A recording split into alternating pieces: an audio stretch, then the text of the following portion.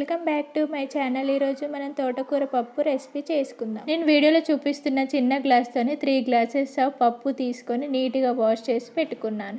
ఇలా వాష్ చేసి పెట్టుకొని దీంట్లోకి 1 స్పూన్ పసుపు యాడ్ చేస్తున్నాను.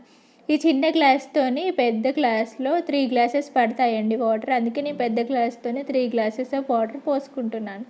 ఇలా వాటర్ పోసుకొని దీంట్లోకి మనం 1 స్పూన్ ఆయిల్ యాడ్ చేసుకుందాం. ఆయిల్ యాడ్ చేయడం వల్ల పప్పులో ఉన్న వాటర్ పొంగదండి. ఇప్పుడు లిడ్ పెట్టుకొని 3 విజిల్స్ వచ్చే వరకు ఈ పప్పుని కుక్ చేసుకుందాం మీడియం ఫ్లేమ్లో. పప్పు ఉడికేలోపు నేను 3 పెద్ద సైజు తోటకూర కట్టల్ని తీసుకొని ఈ వీడియోలో చూపిస్తున్నట్టు చిన్నగా కట్ చేసి పెట్టుకున్నాను. ఇప్పుడు స్టవ్ ఆన్ చేసి ప్యాన్ పెట్టుకొని 4 table spoons of oil add చేసుకొని 1 స్పూన్ జీలకర్ర యాడ్ చేస్తాను. జీలకర్ర వేగిపోయాక దీంట్లోకి సన్నగా తరుక్కున్న ఉల్లిగడ్డ ముక్కలు, 4 పచ్చిమిరపకాయలు ఇలా ముక్కలాగా కట్ చేసి వేసుకున్నాను. ఇప్పుడు ఉల్లిగడ్డలు పచ్చిమిర్చిని ఒకసారి మిక్స్ చేసి కాసేపు వేగనివ్వాలి. ఇవి కాసేపు వేగిపోయిన తర్వాత దీంట్లోకి 4 ఎండుమిర్చి తీసుకొని ఇలా ముక్కలాగా కట్ చేసి వేసుకున్నానండి. నేను ఏం సపరేట్ కారం యాడ్ చేయనండి, ఎండుమిర్చి పచ్చిమిర్చి సరిపోతుంది పప్పులోకి. ఒకసారి మిక్స్ చేసుకుని దీంట్లోకి 1 టేబుల్ స్పూన్ ఆఫ్ అల్లం వెల్లుల్లి పేస్ట్ యాడ్ చేద్దాం. ఇలా యాడ్ చేసి ఒకసారి మిక్స్ చేసుకొని పచ్చివాసన పోయేంత వరకు అల్లం వెల్లుల్లి పేస్ట్ వేగనిద్దాం. నేను 10 నుంచి 12 వెల్లుల్లి రెబ్బలు తీసుకొని ఇలా కచ్చపచ్చగా దంచుకొని వేసుకుంటున్నానండి. ఇలా వేసుకొని ఒకసారి మిక్స్ చేసుకోవాలి. ఇప్పుడు మనం దీంట్లోకి నేను 2 టమాటాలు తీసుకొని చిన్న పీసెస్ లాగా కట్ చేసుకొని వేసుకుంటున్నానండి. ఇలా వేసుకొని ఒకసారి మిక్స్ చేసుకుందాం. ఈ టమాటా ముక్కలు కాసేపు వేగేంత వరకు చూడండి నేను మిక్స్ చేస్తున్నాను.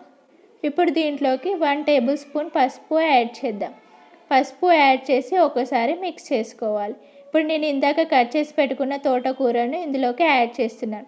మన పప్పులో వేసి కూడా ఉడకపెట్టుకోవచ్చండి. అలా ఉడకపెడితే కొంచెం పచ్చి వాసన వస్తుంది. మనం ఇలా వేసుకుంటే ఆయిల్లో వేగుతుంది కదండి, కర్రీ ఇంకా సూపర్గా ఉంటుంది. ఒకసారి ఇలా ట్రై చేయండి. ఇలా ఒకసారి మిక్స్ చేసుకొని తోటకూరనంతా మంచిగా మగ్గనివ్వాలి లిడ్ పెట్టుకొని. 5 మినిట్స్ తర్వాత చూడండి తోటకూర అంతా ఎంత మగ్గిపోయిందో. ఒకసారి మిక్స్ చేసుకుందాం. మిక్స్ చేసుకొని మరి కాసేపు ఈ తోటకూరను మగ్గనిద్దాం లిడ్ పెట్టుకొని. అంతలో చూడండి పప్పు కూడా 3 విజిల్స్ వచ్చింది, మంచిగా ఉడికిపోయింది. ఇప్పుడు మనం ఈ పప్పుని ఈ తోటకూరలో యాడ్ చేద్దాం. తోటకూర అంతా బాగా మగ్గిపోయింది చూడండి. ఇప్పుడు దీంట్లోకి యాడ్ చేద్దాం. పప్పునంతా యాడ్ చేయాలండి. పప్పునంతా యాడ్ చేసుకొని ఒకసారి మిక్స్ చేసుకుందాం. నేను ఒక చిన్న గ్లాస్ ఆఫ్ వాటర్ యాడ్ చేశానండి చూడండి. ఇప్పుడు ఒకసారి మిక్స్ చేసుకొని దీంట్లోకి 1 టేబుల్ స్పూన్ ధనియా పిండి, 1/2 స్పూన్ ఆఫ్ మెంతిపిండి యాడ్ చేసుకున్నాను. మెంతిపిండి ప్లేస్లో మీరు మెంతి కూరను కూడా యాడ్ చేసుకోవచ్చు. దీంట్లోకి నేను రుచికి సరిపడినంత సాల్ట్ యాడ్ చేసుకుంటాను. సాల్ట్ యాడ్ చేసుకొని ఒకసారి మిక్స్ చేసుకోవాలి. ఇలా ఒకసారి మిక్స్ చేసుకొని మళ్ళీ 2 మినిట్స్ పాటు ఈ పప్పును ఉడకనిద్దాం ఈ తోటకూరతో పాటు. చూడండి మగ్గిపోయింది. దీంట్లోకి సన్నగా తరుక్కున్న కొత్తిమీరను యాడ్ చేస్తున్నాను.